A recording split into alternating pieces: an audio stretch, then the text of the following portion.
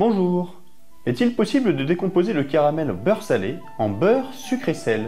Ah oui, sacrée question. Ben, il n'y a qu'une chose à faire. On va aller voir ça.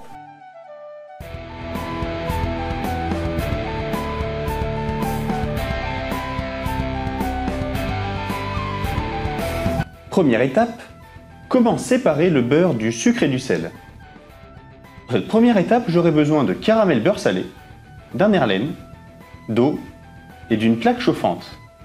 Je commence par mettre les caramels dans un Erlen meilleur. J'ajoute de l'eau, un petit barreau aimanté et je place le tout sur cette plaque chauffante. Je chauffe à 70 degrés pendant 35 minutes. Le but de cette première étape est de séparer le gras du sel et du sucre. L'eau va dissoudre le sel et le sucre et les phases grasses vont se séparer des phases aqueuses. En chauffant à 70 degrés, l'eau ne va pas s'évaporer et les caramels vont fondre, ce qui va permettre à l'eau de s'insinuer partout dans le caramel pour aller chercher le sucre et le sel. J'enlève maintenant le récipient de la plaque chauffante et je le pose sur le plan de travail. Je vais laisser refroidir le mélange pendant 22 minutes pour que d'une part je ne me brûle pas et que d'autre part le beurre fige. Après avoir refroidi, je filtre pour séparer le beurre du reste. Me voilà donc avec le beurre d'un côté et le sucre et le sel mélangés dans l'eau. Deuxième étape, comment séparer le sucre du sel? En tant que chimiste, on le sait, l'alcool est souvent la solution. Non, attendez, je vais recommencer ma phrase.